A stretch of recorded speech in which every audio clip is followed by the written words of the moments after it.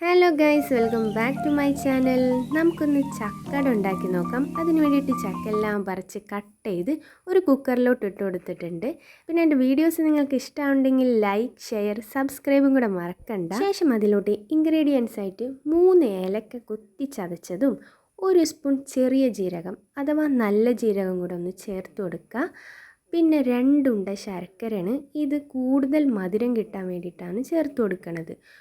കുറച്ച് ഉപ്പും കൂടെ ചേർക്കാം.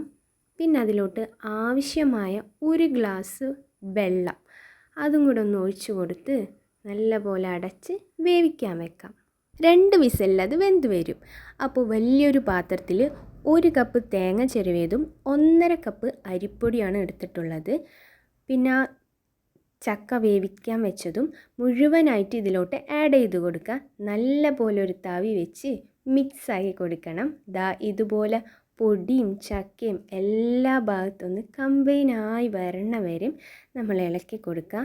പിന്നെ നിങ്ങൾക്ക് മധുരം പോരാന്ന് തോന്നുകയാണെങ്കിൽ പഞ്ചസാരയും കൂടെ ചേർത്ത് കൊടുക്കുക കേട്ടോ. അപ്പോൾ നമ്മൾ ചേർത്ത് കൊടുത്ത അരിപ്പൊടിയൊക്കെ നല്ല പോലെ പാകത്തിന് വന്നിട്ടുണ്ട്. അതിലോട്ടൊരു 3 സ്പൂൺ ഗോതമ്പ് പൊടിയും കൂടെ ചേർക്കുന്നുണ്ട്. അതെന്തിനാന്ന് വെച്ചാൽ കുറച്ച് ഉറപ്പ് കിട്ടാൻ വേണ്ടിയിട്ടാണ്. എല്ലാം ഒന്ന് മിക്സാക്കിയെടുത്ത് നമുക്ക് മാറ്റി വെക്കാം. പിന്നെ വാഴയിലയിലാണ് ഇത് പരത്തിയെടുക്കുന്നത്. അപ്പോൾ കുറച്ചായിട്ട് വെച്ച് എല്ലാ ഭാഗവും നന്നായിട്ട് പരത്തി, അധികം കനം കൂടി പോവരുത്. അപ്പോൾ ജസ്റ്റ് മടക്കിയിട്ട് കൈ കൊണ്ട് തന്നെ എല്ലാ ഭാഗവും അമർത്തി കൊടുക്കാം. ഓരോന്നും ഇതുപോലെ തന്നെ ചെയ്തെടുത്ത് ഇഡ്ഡലിച്ചെമ്പിൽ വേവിക്കാൻ വെക്കാം.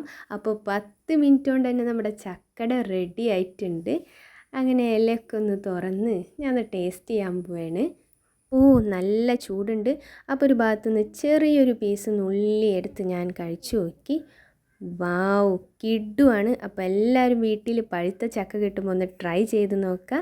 ഞാൻ ആസ്വദിച്ച് അങ്ങനെ കഴിച്ചുകൊണ്ടിരുന്നു guys. Thank you for watching my video. Next വീഡിയോയിൽ കാണുന്നവരേക്കും ബൈ.